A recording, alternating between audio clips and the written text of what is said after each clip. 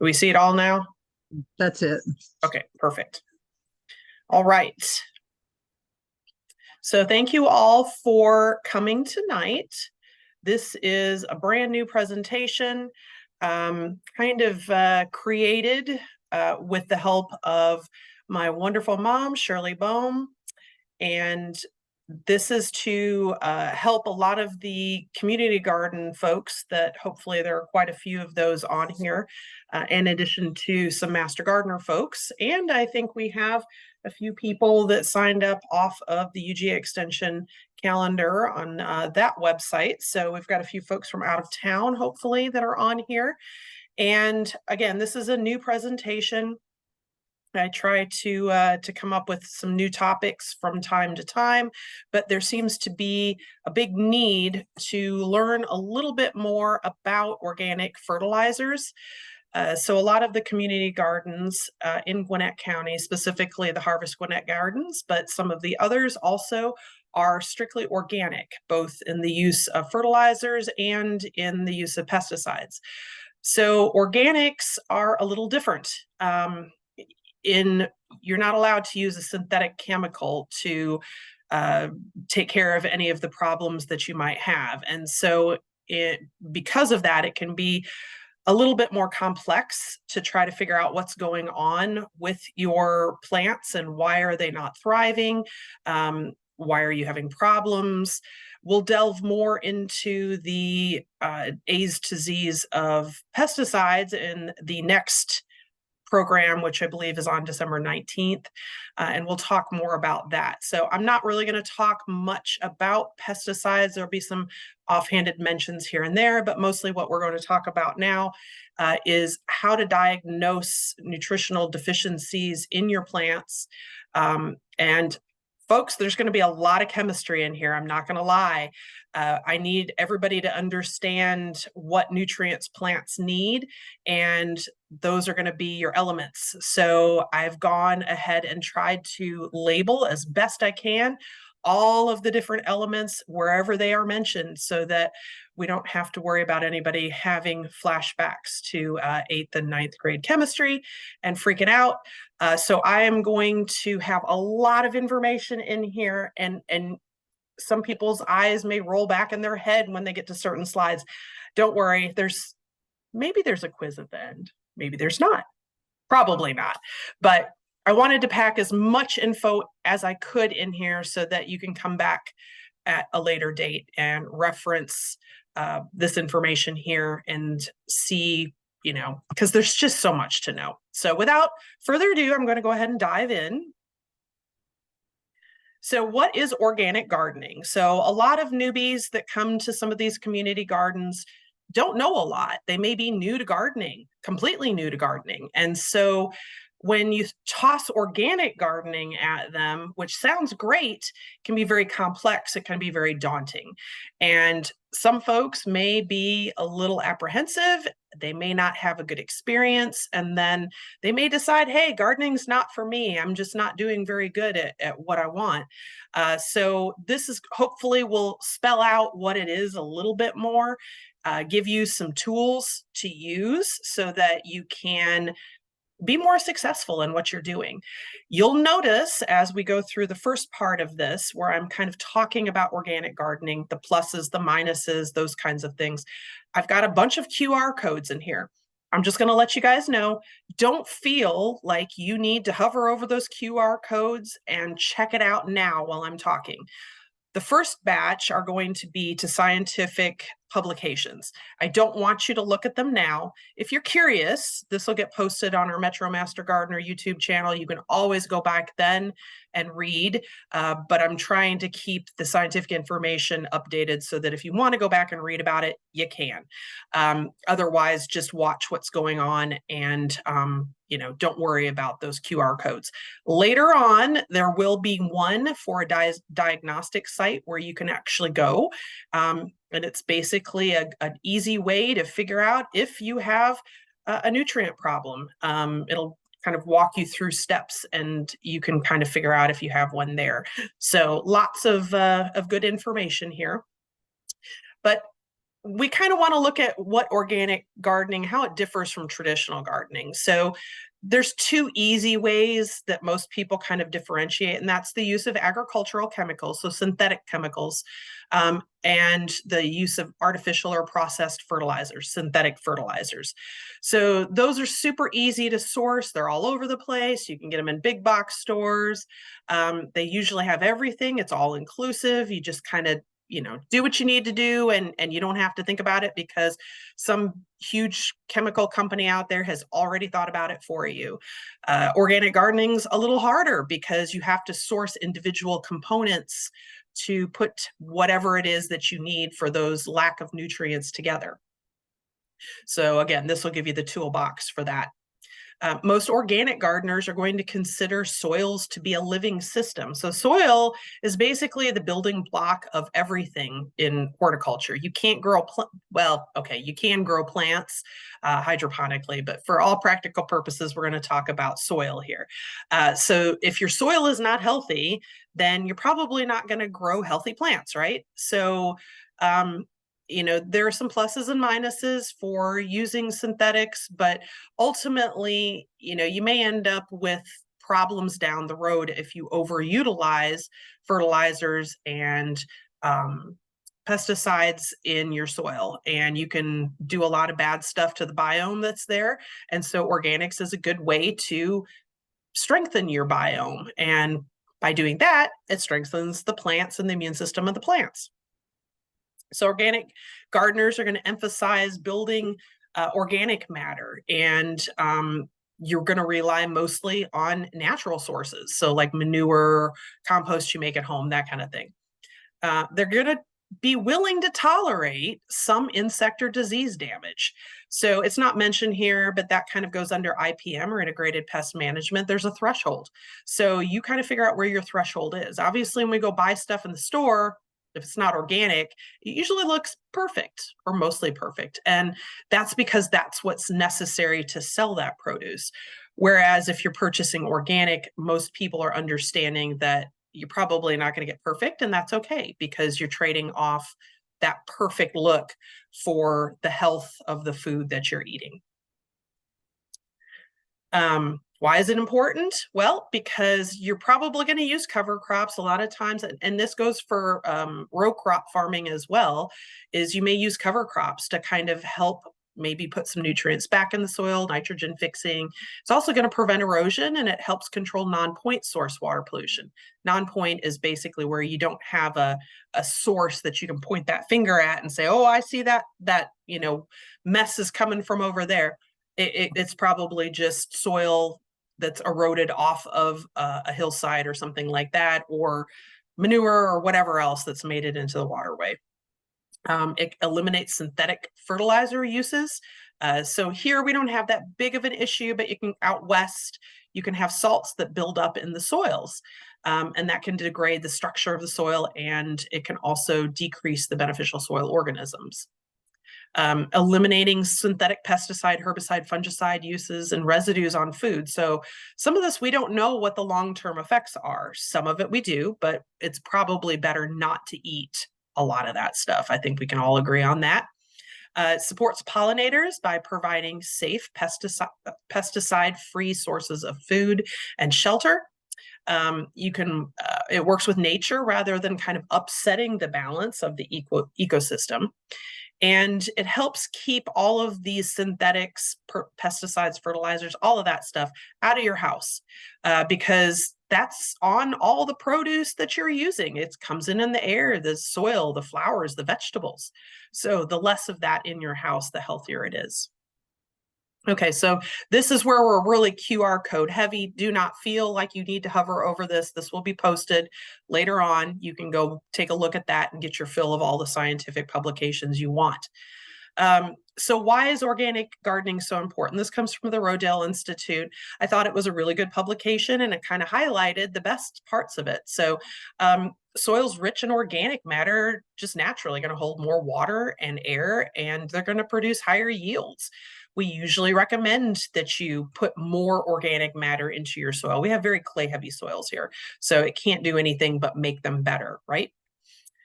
They can hold nitrogen better. So they tend to fix or hold more nitrogen and lock that up in there. Nitrogen's variable. So like if you've ever done one of our soil tests, you would know we don't test for that because it might be different between when you gave the sample and when you got the results from the sample. But organic matter or organically managed soils can hold more nitrogen. And fixing nitrogen, again, legumes or cover crops tend to fix nitrogen. So if you are growing clover or something else over the winter, then that helps fix that nitrogen there for crops that you're going to put into the garden next year. Micromanagement. So organically managed soils typically have more diverse populations of soil organisms than non-organically managed soils. That's kind of a given. You kind of expect that when you're dumping a lot of chemicals in there. You know, stuff may not be as happy as it would be if it was just au natural. Good fungi. So beneficial organisms, we all should be able to recognize the mycorrhizal fungi. And you can buy inoculants for this on Amazon. You can get anything on Amazon. But they help colonize around the root systems in plants and kind of act as an extension to the root system in gathering water and nutrients for plants. So if you have a organic soil or an organic managed garden, you tend to have more of these, and you don't need to do artificial inoculants to get their levels up. So it's probably not a surprise uncultivated places tended to have a higher diversity of organisms growing there than cultivated fields. So this can again encourage the commensal mycorrhizal fungi populations to be, you know, very big and explode. And again, that helps your plants, whatever other plants that you choose to put in there, vegetables or flowers or whatever. Carbon captures. So compared with conventional agricultural practices, organic farming methods usually have higher levels of organic matter, but they also have sequestered carbon. So the old, you know, global warming thing, obviously, that's going to be a big thing here, is it's going to have more of that sequestered carbon. Vetch. So I mentioned cover crops. So hairy vetch is a cover crop, and that can help. They've done some studies, and again, here you can see the QR code that I have, so you can check that out later. But they're kind of looking at field corn, which is a very, very, very heavy nitrogen feeder. And by planting this cover crop, they proved that that produced all the nitrogen that was necessary for that corn crop to thrive. So that's pretty impressive. Normally you have to apply a good bit of fertilizer for corn if you're going to grow that. And lastly, the health test. So they did come up with a soil health calculation. You can read about that there, that soil health tool. And it was basically a measure of how healthy your soil was in carbon, nitrogen, and phosphorus cycling. And then it came up with suggestions on how you could better your own garden. All right, so let's start diving into the chemistry of things. So what nutrients do plants need? So most people are probably on the edge. They know they need some things, but plants need a lot. They need like 17, actually even a few more, what we call macronutrients and micronutrients, and those are all listed here. So obviously the things like water, H2O, oxygen, carbon dioxide, and then you have the macronutrients. Those are the ones they need a lot of. So your first group is going to be your primary nutrients, your carbons, hydrogens, oxygens from the air, nitrogen, phosphorus, potassium, the NPK ratio that you see on your fertilizer bags. Those are all your primary nutrients. Those come from the soil. Secondary nutrients like calcium, magnesium, sulfur from the soil. Those are needed in slightly lesser amounts. And then your micronutrients, your copper, iron, molybdenum, zinc, manganese, boron, chlorine, nickel, Those are all from the soil as well. And some plants need very small amounts of cobalt, silicon, sodium, and vanadium. So those are not, you can see on that infographic there, but some plants do need them. So that's a lot of different nutrients. And again, as I mentioned, I'm going to try to put the abbreviations along with the nutrients there, so we don't all have to go back to chemistry and try to remember all those on the periodic table. Okay, so don't go cross-eyed. That's why I have the little glasses here. These are all the nutrients I just spoke about and everything that they do. So I am not going to read all of these. You can, if you're very curious, you can go back and you can take a look at this later on. This is being recorded and will be posted at the Metro Master Gardener YouTube channel. I'll put the link, or Cindy can put the link in the chat box after I'm done with the screen share. But this will tell you everything that all of those nutrients do in a plant's metabolism. Okay, so knowing your plants' growth and the needs that they have for that. So different plants are going to have different needs for different nutrients. So some vegetables have very high nitrogen needs. I mentioned that corn, field corn, is one of those, but so are beets and brassicas, like cabbages and broccolis and things, potatoes, Swiss chards, and other greens, salad greens. Some vegetables need a nice balanced fertilizer, like a 10-10-10. That's a good garden fertilizer. That's one we usually recommend in lieu of doing a soil test, although make sure you do a soil test. Fruiting plants like cucumbers, tomatoes, zucchinis, they have needs for a balanced fertilizer. Root plants like carrots, also tomatoes, broccoli, beets, okra, onions, and sweet corn. You see some repetitive ones in there. Those also need a balanced fertilizer. But soil pH is also important. So that has a big bearing on how these nutrients are used by plants. And the next slide might be scary. I'm just going to warn you now. I think it's the next slide, but we're going to talk more about the pH scale. So just so you know, Georgia soils tend to be pretty acidic.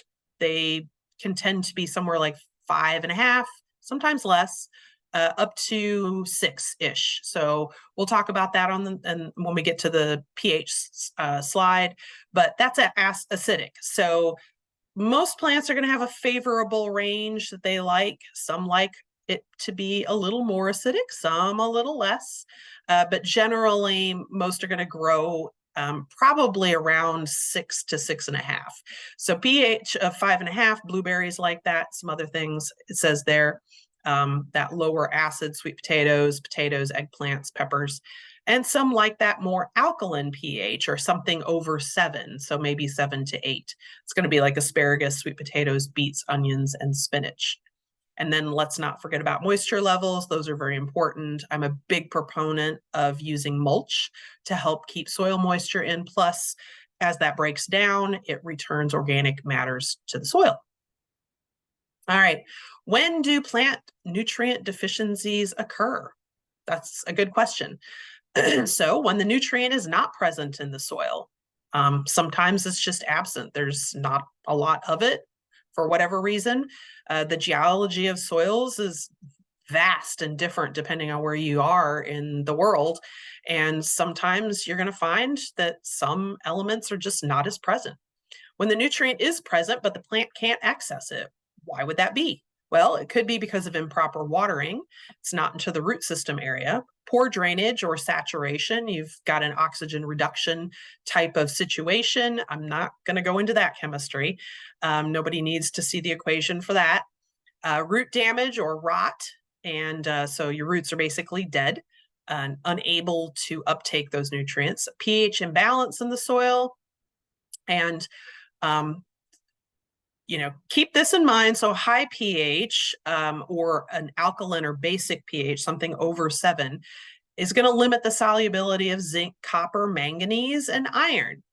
A low pH, or one that's more acid, tends to lead to deficiencies of phosphorus, calcium, and can be toxic for iron and manganese. So just kind of keep that in mind. Sometimes we get people that love their plants to death. Like, for instance, if you have wood ash from your fireplace, and they think they're doing a good thing, and they just keep putting that out in their garden. And before too long, their plants look horrible, and they want to know why they're off the scale in some of the nutrients that they're putting in there. So you have to be very careful about what you're adding. That's why soil tests are so important, because they kind of keep tabs on all of that. So as I mentioned before, nitrogen moves through the soil very easily, and it can be quickly leached away by rain. It also moves around in the plant very easily. So in a deficiency, it can move from the old leaves to the new ones. So you'll end up with yellow leaves. And I will have slides that explain and show pictures of all of that.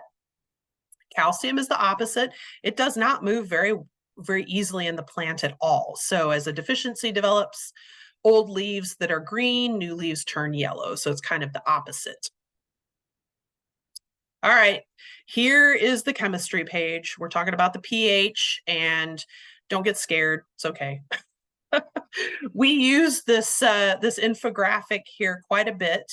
The one up on top there, where you see the green, the yellow, and the red. I like this because it looks like a stoplight. So if you focus on the green parts, that's good, right? That makes it very bioavailable to the plant. Yellow is a little less bioavailable, and red is either toxic levels or it's not available at all. And then if you look at the width of the bars that you see there, if it's very wide, that means it's very bioavailable. If it's very, very narrow, that means that it is not available to the plant. That's good or bad. It really depends. But you can see that I've got highlighted the two red bars there under slightly acidic, so 6 to 6.5. That is where most plants are going to be happiest.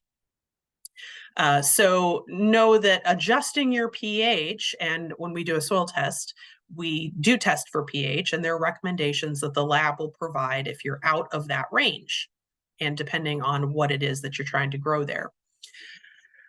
So nitrogen, potassium, and sulfur are less directly affected by soil pH, and phosphorus is directly affected. So it can really change how a plant is able to uptake those nutrients. At an alkaline or basic pH value, or something greater than 7.5, phosphate will react very quickly with calcium and magnesium to form less soluble compounds. So those have become less bioavailable. An acidic pH, or something that's below 7.5 or so, phosphate, or part of the NPK ratio, will react with aluminum and iron to form less soluble compounds. So you may not, the plant may not really be able to use that.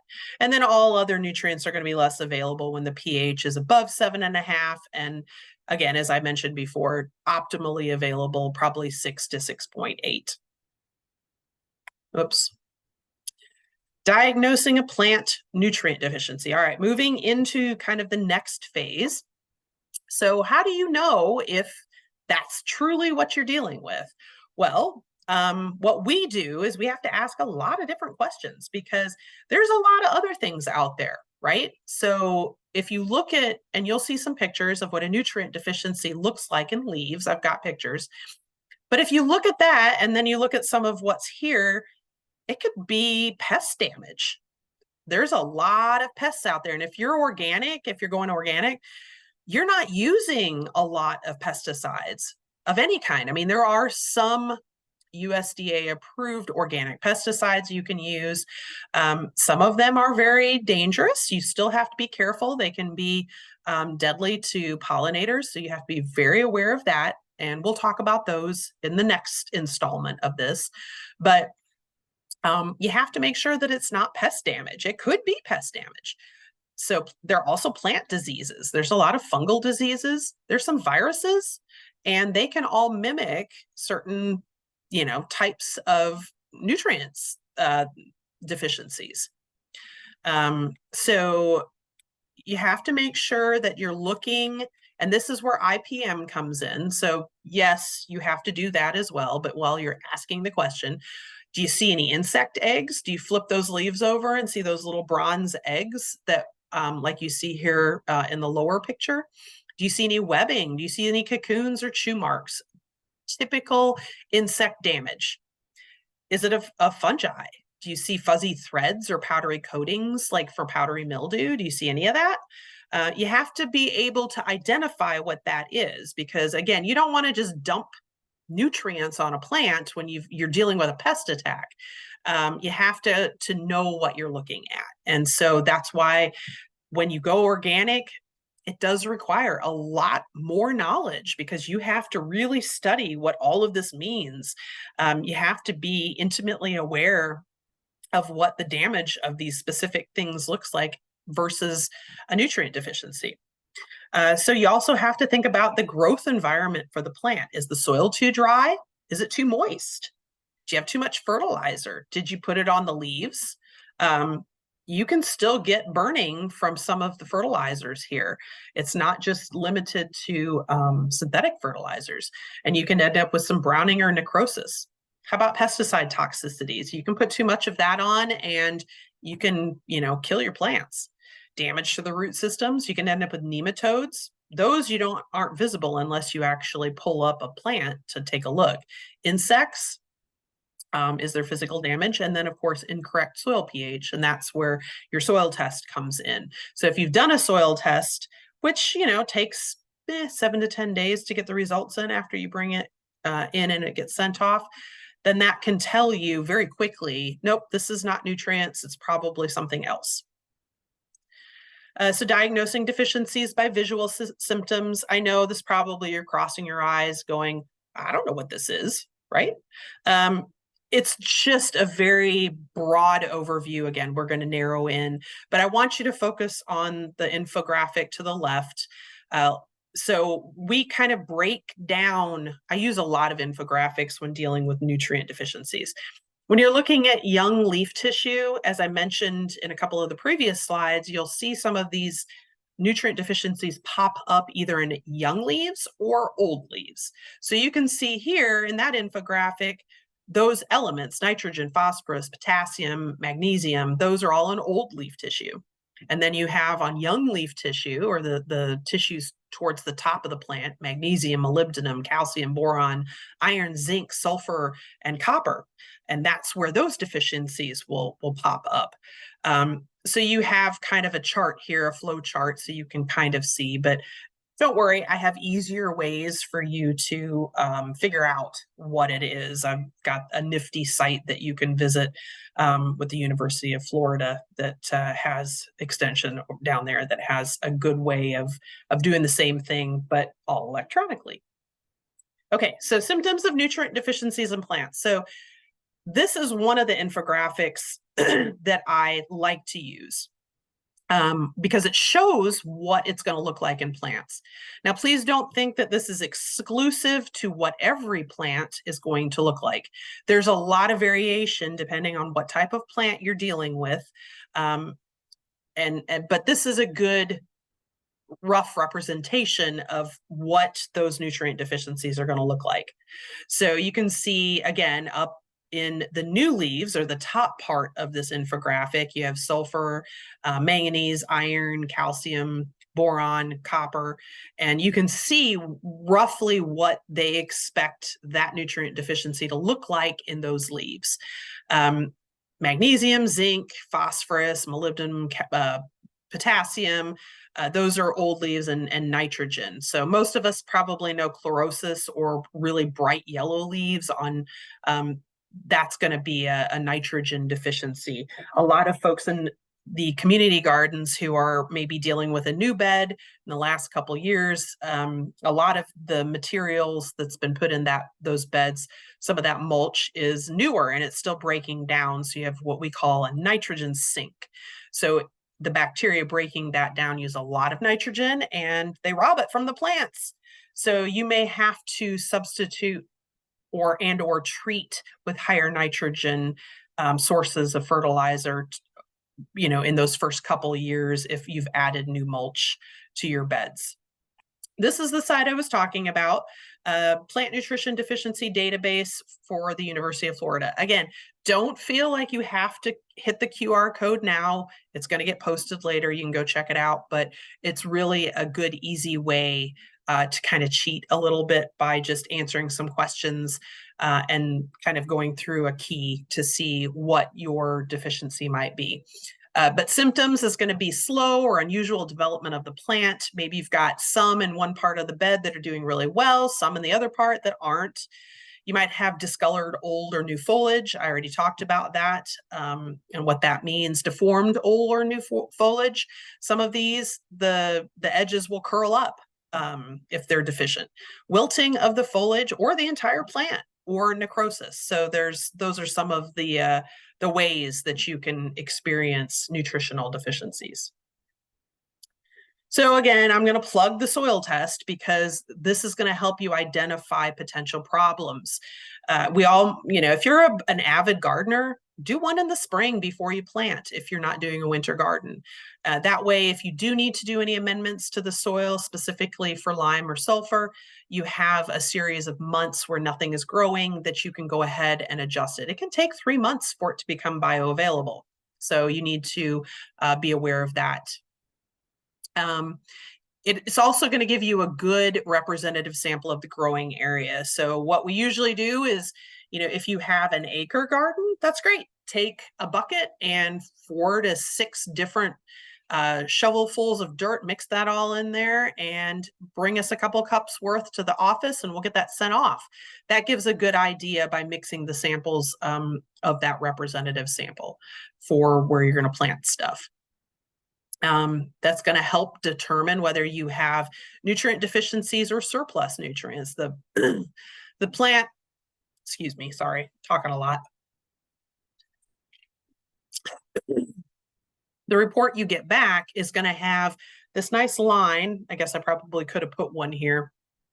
And above that line means you've got in excess of the whatever nutrients you need for that particular plant. And then below that means you're deficient. And then they give nice recommendations on what kind of fertilizers you need to put in there. If it's not conclusive, you may need to do some type of a tissue analysis. It may be a virus, it may be something else, and we can help you with that as well. It can also identify factors, soil factors that can cause an imbalance like pH and salinity. Remember back to that scary chemistry slide with the pH stuff where a high or low pH can affect the bioavailability of those nutrients. So you want to be able to identify that, and the soil test will do that. And then lastly, nobody wants to spend any more money than they have to. So, and a lot of these fertilizers, organic fertilizers, are expensive. If you have to buy 17 different bags of stuff, or you don't have to actually do 17, some of them can do both, but that's a lot of money. So you save yourself some money by getting a soil test to figure out what you need and then treat accordingly.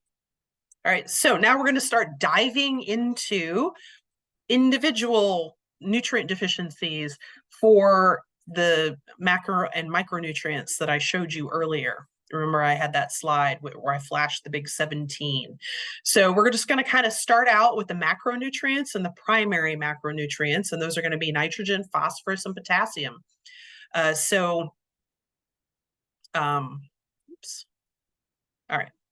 So the first one's nitrogen, and you can see I popped up an N and I've circled or squared the leaf at the bottom that's showing what a nitrogen deficient leaf would look like. So that's going to be pale green, newer and yellowish mature leaves, stunting, and sometimes if you're very, very deficient, purple stem stripes. Okay. So again, this is not representative of 100% of the different plants out there, but it is a good general representation of what plants will look like. Phosphorus. So you're going to end up with bronze or purple or maybe a reddish color in your mature foliage. So you can see a tomato plant here that's deficient in phosphorus. It's not very happy. It's just very discolored. It maybe looks like sun scorching or something like that. Potassium. So we have a corn leaf here. You can see that there's yellowing along the margin. You might get some crinkling or curling leaf margins, and you can see that. And then there's some necrosis in the mid ribs in the leaves. That's not really evident here in this particular one, but I'm sure you can imagine that in a very severe case, you can have that. Symptoms for the secondary macronutrients, that's going to be a calcium deficiency. So a lot of times we'll see that in tomatoes. But you can see here, you also get leaf tip burn. This picture actually cut it off a little bit. That's, too bad. But the young leaves will become a little bit distorted and the leaf margins can kind of curl up. And then, of course, as I was mentioning with tomatoes, blossom and rot. And that's also due to insufficient water to transport the calcium. We'll talk about what you can do to correct this. So I'm just going to kind of breeze through these. But again, these will all be available. You can go watch later if you wish. Magnesium deficiency. So you can see here, the younger leaves than older leaves are going to turn yellow and have deep green leaf veins. Smaller leaves are going to discolor and then drop. So the infographic to the right, you can see the veins really show up well there, and then the actual leaf to the left. And then sulfur deficiency, that's going to be very pale green, new and yellow mature leaves, and it's going to stunt. There's a big difference in how it's growing. So micronutrients. So sometimes you get bags of fertilizer, specifically if you're not into organic and you're just trying to learn about it. You can usually buy a synthetic fertilizer. A lot of time it'll have the micronutrients added in. It's very convenient. Plants still need these, but in much smaller amounts. So making sure that, especially in a raised bed situation, that you are getting all of these nutrients to those plants is going to prevent you a lot of heartache. They will use it up. It's less of an issue if you're planting in the ground, but still can be some of an issue. All right, so copper, yellowing and necrosis, wilting, kind of a blue-green foliage that's just kind of a really odd, vibrant color. You'll have poor flowering and reduced seed production. So you can see up there in that top leaf what that looks like with kind of that mottled yellowing. And then you have iron deficiency, and that's going to be a pale green, yellow, or even up to white leaves in very severe cases. And then the veins are going to remain green. You have molybdenum deficiency, so you're going to see yellowish margins and pale green centers of mature leaves. And then you'll also, in very severe cases, you'll get some of that brown curling, leaf curling. Zinc deficiency, that's going to be small, and you're going to get chlorotic or bronze newish foliage. Remember that top half of the plant that we showed you in previous slides where it's new versus old growth. So in this case, it's bronze new foliage and yellowing between the veins, very low fruit production. Micronutrients, so manganese deficiency, small size, very poor rooting, very low growth in shoots, and yellowish fragments between veins. Boron, not showing witch's broom here, but if you've ever seen Roundup damage where you get the and or rose rosette disease, where you get that witch's broom kind of effect, where you get the cluster of really funky looking shoots growing up. So you can get that here. Tiny or deformed new leaves and stunted growth, and sometimes you can get some of the bronzing that you see here. And then chlorine or chloride deficiency. So that's going to be chlorotic leaves, and it's going to be your new leaves first. Your veins are going to kind of stay, and I know it's down there at the bottom. This one didn't show it, so I stuck it down there at the bottom because I didn't have room at the top. Please forgive me. I had to kind of do a little bit of extra editing. Your veins are going to stay pretty green, and you're going to have brown edges in severe cases.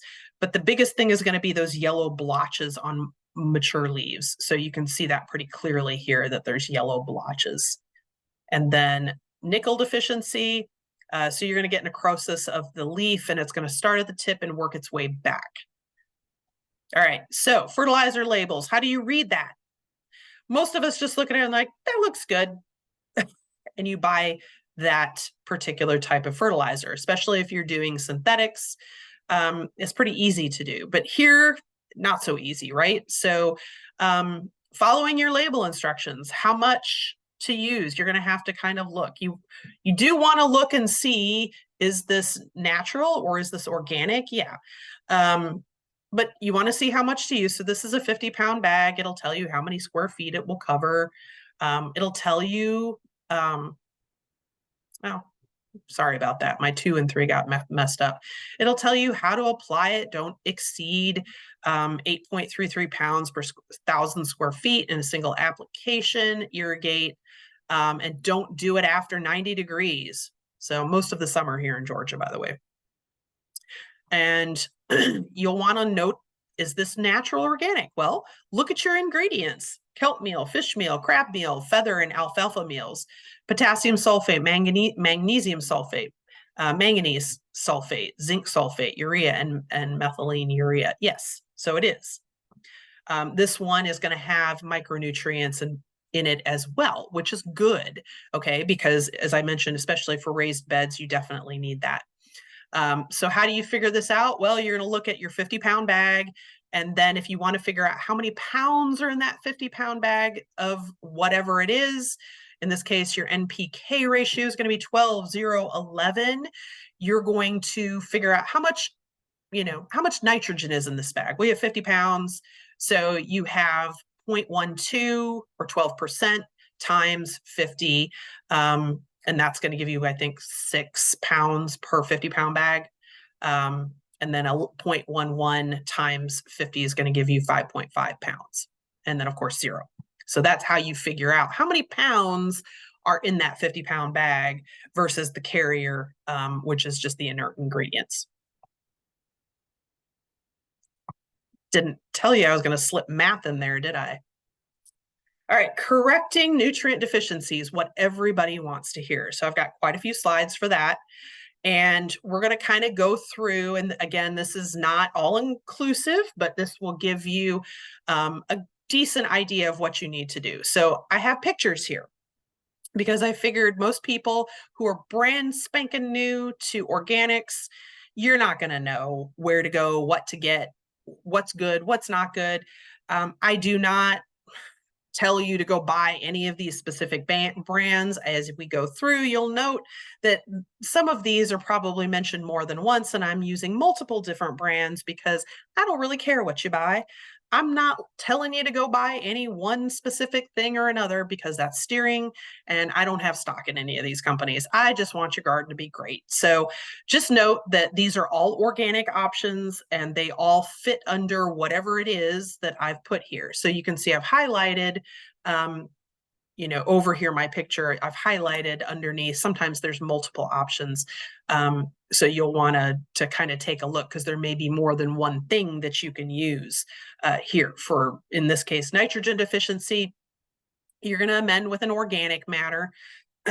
And then you can also grow cover crops, legume crops like, vetch and some of the others because those are nitrogen fixing. So if you've got a little bit of time and maybe you only grow in the summertime, you can do that over the winter. You can also fertilize with manure and blood meal or fish meal. In this case, I've highlighted fish meal because that's what you can see over here. It's fish manure. Phosphorus deficiencies, make sure that you've got adequate drainage. Don't let your garden turn into a swamp. And you're going to want to use lime to increase pH because, again, the bioavailability, you need to make sure that they're all the components are working. And then you can fertilize with rock phosphate, bone meal, or ammonium phosphate, or manure. So I did throw the awesome chemical compounds in here in case you were very curious. Why, do you ask? Well, that's a good question. If you look in there without getting too into the nitty-gritties of chemistry, you can see all the different elements that are in there. There's calcium, there's oxygen, there's phosphorus, there's all sorts of good stuff in there. You can see that. There's nitrogen, there's hydrogen. Leaving aside how many atoms they all have, you can see what elements are there. So that helps you understand when you've looked at all the nutrients that the plants need, why this particular compound is necessary or useful, because it has the availability of those particular elements in its chemical formula. So potassium deficiency, water a little bit less, adjust your pH, and then here's where you can use wood ash or potash. So again, this is one where you have to be careful because you can mess up your pH pretty easily. So don't just go crazy dumping your wood ash out on the garden. And we had a guy that had this problem, and his wife told him not to do that, that he was putting too much out there, and he told her that he was taking care of his garden, but then his plants looked very sad, and he came and got a soil test, and then he was even sadder because he had to go back to his wife and he had to tell her she was right. So yeah, anyway, but you can use wood ash, you can use glauconite green sand. Most people don't know what the heck that is. It is basically an old seabed. It can be added as an amendment to soil to help increase the ability for that soil to hold water. You can see all the good stuff that's in there: iron, aluminum, magnesium, potassium, sodium, silicon, aluminum, a lot of stuff in there, right? Yeah. And then you've got potassium sulfate and potassium chloride. So moving on, now we're looking at calcium deficiencies. So you're going to adjust your watering schedule. You might fertilize using gypsum, which you've got calcium and sulfur and oxygen and some water, calcitic lime, calcium sulfate, calcium nitrate, calcium carbonate, dolomitic limestone. So you're hitting both magnesium and calcium. You can have hard water that can be magnesium is your source. It's not always limestone like you'd see up in Kentucky and Tennessee. Magnesium deficiencies, make sure your pH is where it needs to be, but you can use dolomitic lime, Epsom salts. A lot of people who may not know, that's one of the organic go-tos is Epsom salts, because it's got magnesium, sulfur, oxygen, and you can use the foliar sprays to get that to the plant. Magnesium sulfate also, and then sulfur deficiencies, amend with organic matter, and then you can fertilize with gypsum, ammonium sulfate, calcium sulfate, or elemental sulfur. Elemental sulfur can also be used if you've gone a little crazy with your lime and you need to acidify your soil, so you can put some of this on there to start bringing that pH back down below 7.5. Copper deficiencies, you want to water a little bit less, make sure you have adequate drainage, and you can fertilize with copper sulfate or other copper salts. Be very aware if you're using this and you're near a water source. Copper sulfate in Georgia waters, ponds or streams that are not buffered correctly, you can actually cause a fish kill. If you get this out there in your garden and you're right next to a pond and you get a big rain and it all runs down there, it'll kill all the algae in there. But because it messes with the pH in a certain way, you can also end up with a fish kill. So just be very aware of that. Iron deficiencies, make sure your pH is where it needs to be. As with everything else, add your organic matter, and you can do a foliar application with iron chelates, ferrous sulfate, and ferrous ammonium sulfate. I'm not going to go through the entire compound, but you can see there what elements you have in there. Molybdenum deficiencies, make sure that pH is a little higher, and you can fertilize using sodium molybdenate as a foliar application. Zinc deficiencies, adjust your pH lower, add your organic matter, and you can use a foliar application of zinc sulfate. It's used a lot of times in pecan orchards, as you can see here, because pecans do use a lot of zinc. All right, manganese deficiencies. Adjust your pH lower. You fertilize using manganese sulfate. MnSO4 is a foliar application or soil amendment. You can see that I have a picture of what one of those companies that sells that look like. Boron deficiencies, amend the soil pH, amend it with organic matter, and you can fertilize with borax. That's another one that people will toss the name of around there, but I bet you didn't know that that was sodium 2, boron 4, oxygen 54, and 8 water molecules. Did you? Well, now you do. You can also use sodium or calcium borate. Chlorine deficiencies, you don't see this very often, but you can add muriatic potash or potassium chloride. Nickel deficiencies, again, this is a micronutrient, but occasionally you will see that.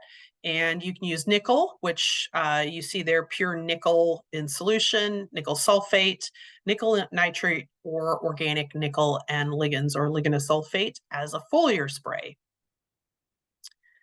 And then here's some just good sources that may have pretty easy to source. You get them in Ace Hardware, big boxes, Amazon, Walmart, that kind of thing. So alfalfa meal, that's going to be a good slow release fertilizer for blooming plants.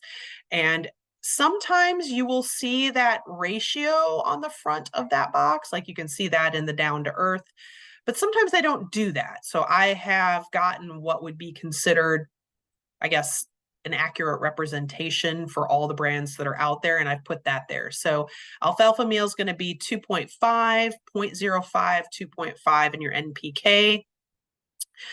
It's very low numbers, so it's not going to burn things up, and it does have some trace elements.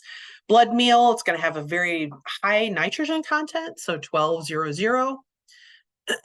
And as the bonus, it's going to act as an odor repellent for deer, rabbits, and moles. Yay. But don't forget that'll wash away in the rain, and it will acidify soil over 1 to 4 months. So if you've messed up and added a little bit too much lime, blood meal can help correct that somewhat over time. Bone meal, nice slow release fertilizer, 4-12-0. It's going to give you calcium and phosphorus and additional micronutrients, but it doesn't supply nutrients in an alkaline soil. So I'm just going to jump back here with that pH scale and show you what alkaline is. So it's squared in red. You can see what alkaline is, just to kind of hammer that into your brain a little bit more. Coffee grounds. So it's a good slow release, 2.1, 0.3, 0.3 with phosphorus, potassium, magnesium, and copper. Acts as a good moisture retention ingredient in soils, and it can be good for worm food. So if you do any vermicomposting, you can definitely feed it to those little guys, or just put it in your regular compost pile. Some people go knocking on Starbucks door, and usually they're happy to give you the grounds if you want them. Compost, decomposing organic matter. It does have a very small elemental use. I generally think of it more as just adding organic matter to my soil to improve the texture, but it does have 1.5, 0.5 to 1, or a little bit more with carbon, nitrogen, phosphorus, potassium, and some trace elements. And it, as I mentioned, it will condition the soil and it will feed the soil microorganisms. So they will be happy because, again, they're part of the whole biome. So you want to make sure they're happy. I got to speed things up. There's a lot of info here. Eggshells, calcium carbonate, as well as potassium, magnesium, phosphorus, and that's going to help with root health and disease resistance and increasing yields. Feather meal, mostly just nitrogen. Fish meal, again, high in nitrogen, phosphorus, potassium, your NPK, and some micronutrients. So check that out on the brands that you're getting. Granite dust, who knew?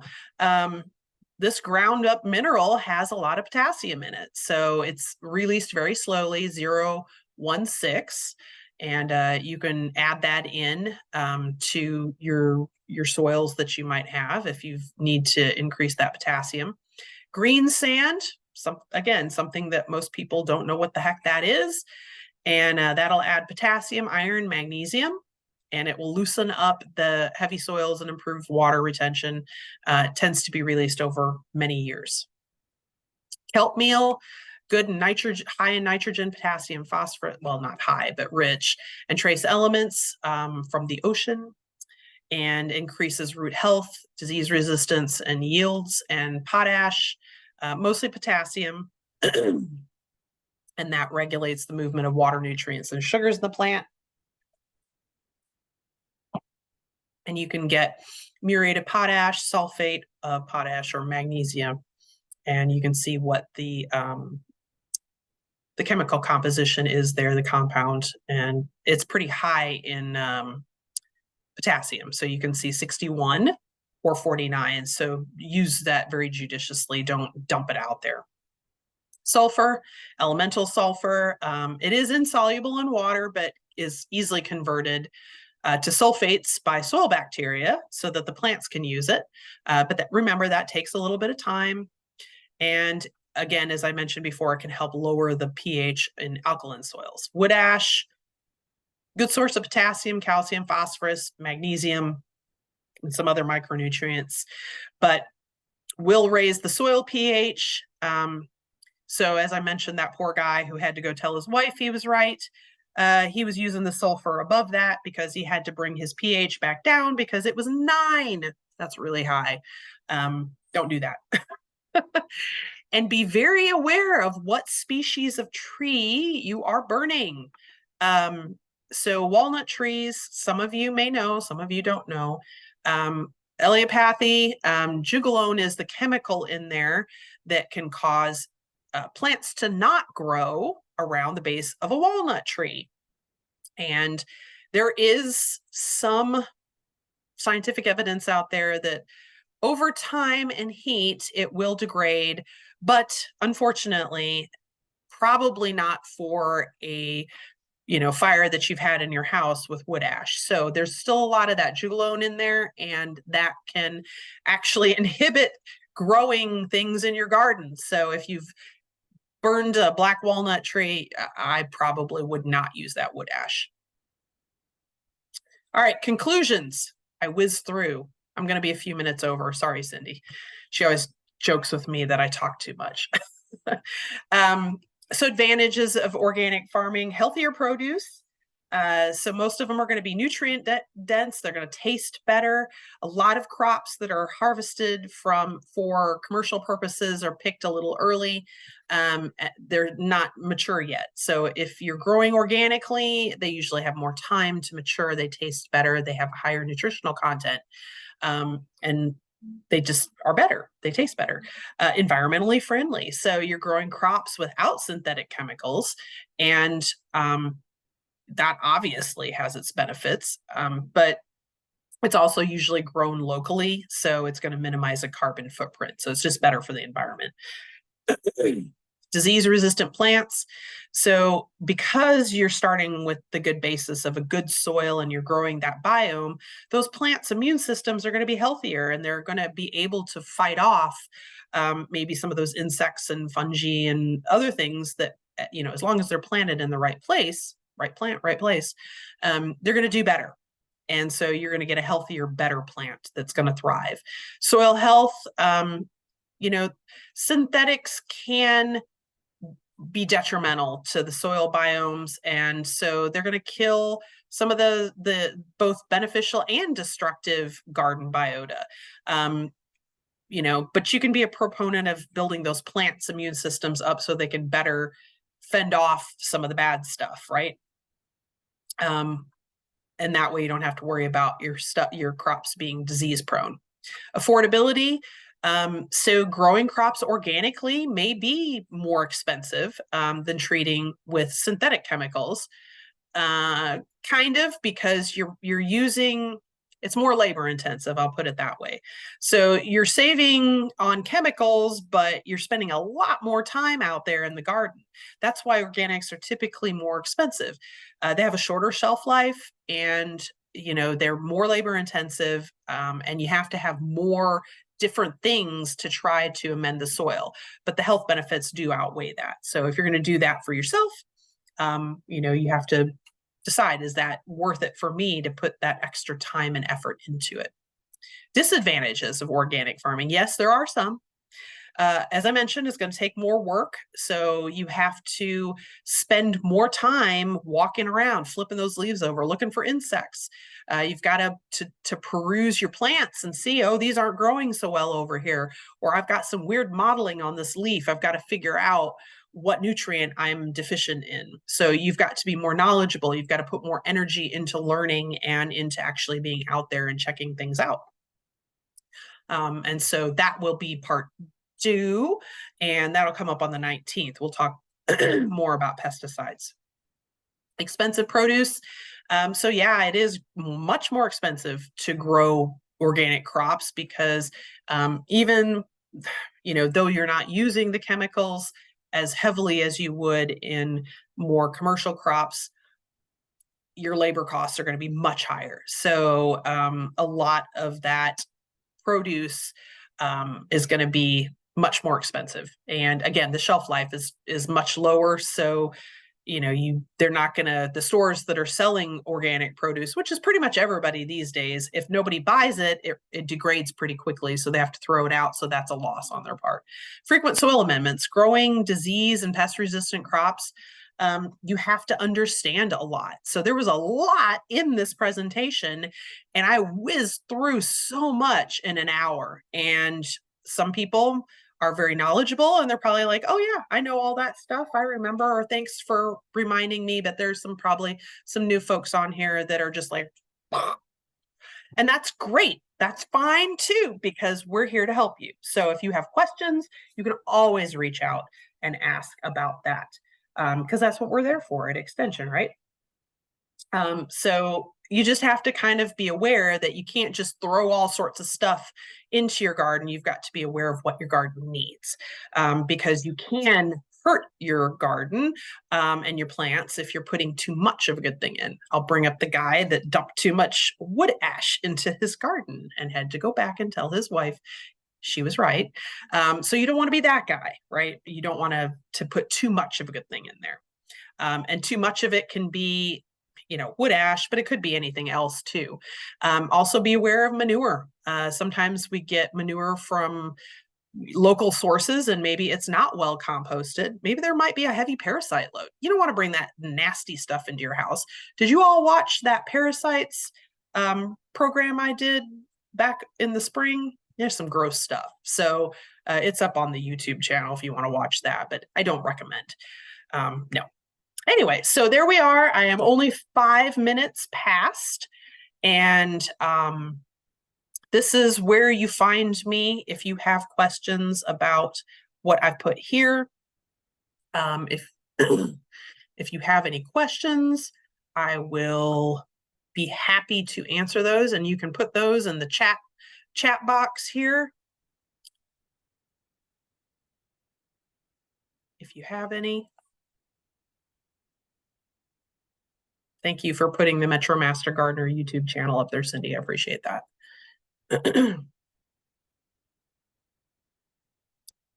Nothing? You mean I answered everybody's questions? Everybody's filled up with information. Okay. Well, I'm glad that you all turned out today. I'm going to stop sharing here. All right. I'm glad you all came. I've got 24 people on here with me. That's an awesome number. I want to say a special thank you to Cindy, because she has been ferreting out all sorts of places that we can post these classes for folks to learn. And we're starting to get some good traction. I also want to thank all the wonderful master gardeners that are on here. I know I bug you and tell you need to come and watch for CE purposes. Continuing education. So this definitely counts. And I want to especially thank my mom, who's that way, because she helped flesh out some of this. I've spent quite a bit more time adding additional details, but she helps tremendously for getting things rolling, getting the ball rolling. And hopefully everybody got something good out of here. I'm going to look real quick to make sure I didn't miss anything. Linda says help with general fertilizer. I don't understand. Feel like a first grader that just watched a college level organic gardening presentation. I was trying to eliminate that. I didn't want anybody's head to blow up, but I did have to whiz through it in an hour, but again, it's worthwhile going back. And if there's something that doesn't make sense, you can go take a look at the presentation and stop. Or just send me an email and I'm happy to explain, or I would say, give me a call. If I don't pick up, email me. Sometimes I don't do so good at calling people back. My voicemail can be a pit sometimes. I'm putting my email in there. There. Or the other one. I typically separate my county email at uga.edu. I typically separate my county email from my UGA email. Most of questions and other things I send to my county email. But either one will work. I'll get it at both. So, like 10-10, Linda says, like 10-10-10, is there a good basic fertilizer to recommend to folks who ask? For organics, no. That was what I was trying to reiterate, is that there are some products out there that they have tried really hard to put both the NPK or the macronutrients and some of the micronutrients in. The label that I used where I was talking about the different parts, like is it organic, the ingredients, application and all that, that one's actually a fairly balanced fertilizer, organic fertilizer. So you're going to look for something that's going to have most of those elements wrapped up in what it is. Okay, so I don't have a particular brand that I can recommend. What I would suggest to you is look at those ingredients, and it'll break it down by element, and it will tell you what percentage of each element is in there. And it will have that NPK ratio, just like a synthetic fertilizer will. So, if you're looking for a good 10-10-10, you may not get specifically 10-10-10, but you might get a 12-8-15, which is close. And then you might get a bunch of micronutrients. And what they're doing there is they're taking like alfalfa meal and blood meal and all of those, and they're combining those all into one bag and then presenting that to you as an organically based, balanced fertilizer. But I can't really give you one, but you can go back and watch and see what the brand was that I used, because that one was fairly balanced. Thank you. That helps. Okay. Does anybody else have any questions about that? No? Well, hey, at least I've, maybe everybody's digesting it all. That's good. So thank you all for coming. I really appreciate it. And, again, come watch the second one. We'll talk about pesticides. We'll delve more into IPM, or integrated pest management, and how that plays a role in organics. And, hopefully we'll skim the surface of the pesticides out there, so that you can learn a little bit about what's allowed and what's not allowed, and then mix that with good old fashioned getting out in your garden and getting dirty and flipping leaves and trap crops and all that fun stuff that we can use to build that IPM pyramid and give you some good plants. So thank you all for coming, and have a good evening.